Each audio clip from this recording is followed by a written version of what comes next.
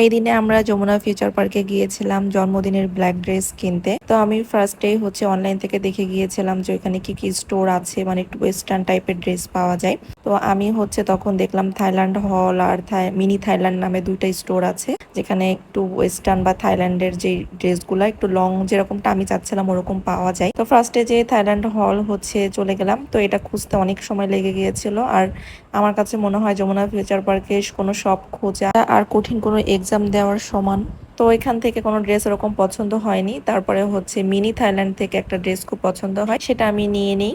এরপর আপু আর আমি আড়ং-এর সামনে দিয়ে যাচ্ছিলাম, তো ভাবলাম যে একটু আড়ংটাও ঘুরে আসি, কিন্তু গিয়েছিলাম কিছুই পছন্দ হয়নি। যাই হোক, এরপরে অন্য আরেকটা ব্র্যান্ডের স্টোরে গিয়েছিলাম, সেখানে যে দেখলাম বিশাল মানুষের ভিড়। যেহেতু একটু পূজার আগে গিয়েছিলাম তার জন্য এত ভিড় ছিল এখানে।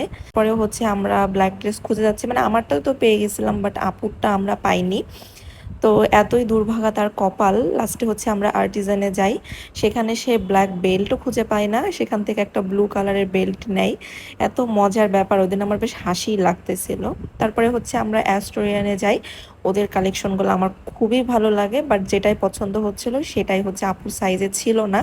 বাট ওদের প্রত্যেকটা ড্রেস অনেক অনেক সুন্দর। আমারটা একটা ড্রেস আমার খুবই পছন্দ হয়েছিল, একটু ওয়েস্টার্ন টাইপের। আমি যদি না নিতাম তাহলে ওই ড্রেসটাই আমি নিয়ে নিতাম ওদের থেকে। তো যাই হোক, এখান থেকে আপু মেবি একটা টি শার্ট নিয়েছিল। কষ্টে দুঃখে সে কি করবে, ওইটা নিয়েছিল। তারপরে চলে আসছি হচ্ছে জেন্টাল পার্কে। এইখানের প্রত্যেকটা ড্রেস এত সুন্দর, এত সুন্দর আর এত রিজনেবল, আমি এটা অবাক। লাস্টলি আপুর পছন্দ মতো একটা ব্ল্যাক ড্রেস এখানেই পাই। প্রত্যেকটা ড্রেস ওদের অনেক বেশি সুন্দর আর রিজনেবল। মেন কথা হচ্ছে রিজনেবল প্রাইসে সুন্দর সুন্দর ড্রেস। এরপরে চলে আসে আমাদের ফেভারিট একটা প্লেস, যেটা যমুনাতে গেলে আমরা কখনোই মিস করি না, সেটা হচ্ছে রামিন। সো এই রেস্টুরেন্টের রামিনটা এত মজা লাগে। ওটা মেনলি হচ্ছে একটা চাইনিজ রেস্টুরেন্টই পুরোটা। এর আগে আমরা অনেকবার গিয়েছি এখানে, এবং ওদের এই রামিনটা মানে যমুনাতে গেলে আমরা কখনো এটা মিস করি না, এটা খেয়ে আসি।